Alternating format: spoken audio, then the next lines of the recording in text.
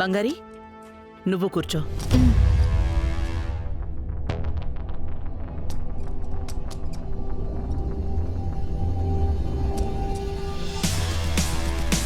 Okay Vinod, ఆ millet వాళ్ళ deal గురించి చెప్పండి. Okay madam.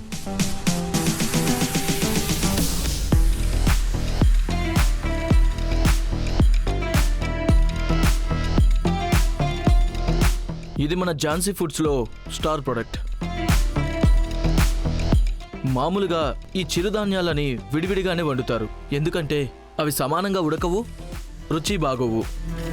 కానీ మన కంపెనీ రీసెర్చర్స్ కొంతమంది కొన్ని రకాల చిరుధాన్యాలని సరైన మోతాదులో తీసుకొని కలిపి వండి వాటితో ఒక పౌడర్ రెడీ చేశారు.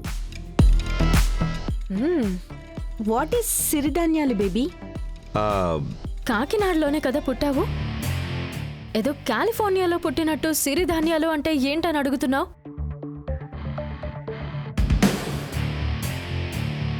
ఈ పౌడర్ని మనం బాగానే ప్రమోట్ చేశాం, కానీ ఇది మార్కెట్లో అంతగా రీచ్ అవ్వలేదు.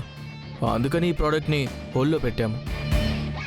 కానీ ఝాన్సీ మేడంకి ఈ ప్రోడక్ట్ మీద నమ్మకం ఉంది, అందుకే మేడం దీన్ని మళ్ళీ ప్రమోట్ చేద్దాం అనుకుంటున్నారు.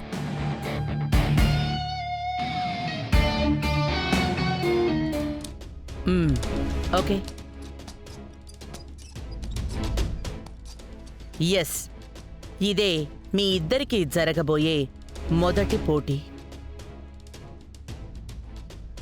ఈ ప్రోడక్ట్ని సరిగ్గా సేల్ చేయడానికి ఒక మార్కెటింగ్ ఐడియాతో పాటు ఇది కొత్తగా జనాల్లోకి తీసుకువెళ్ళడానికి ఒక మంచి క్యాంపెయిన్ ప్లాన్ చేసి మీరు తీసుకురావాలి. జాను, ఇంతేనా? Simple. It's like a cake walk for me. అల్లుడు, నువ్వు లండన్లో చదివినోడు అల్లుడు. ఆల్ ద బెస్ట్, అదరగొట్టే. థ్యాంక్ యూ మావయ్య.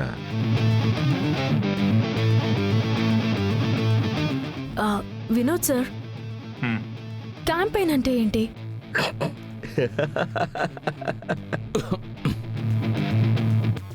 హే, వాట్? నీకు క్యాంపెయిన్ అంటే ఏంటో కూడా తెలీదా? సరిపోయింది.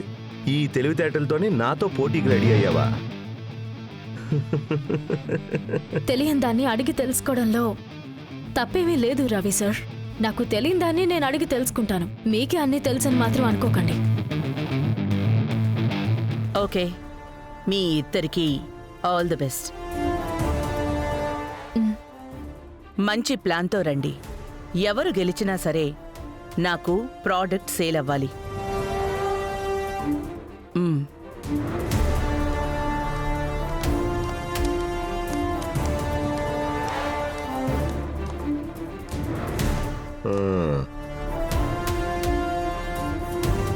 మిస్ ఇడ్లీ కొట్టు గారు, all the best.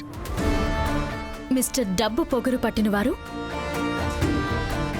Best of luck.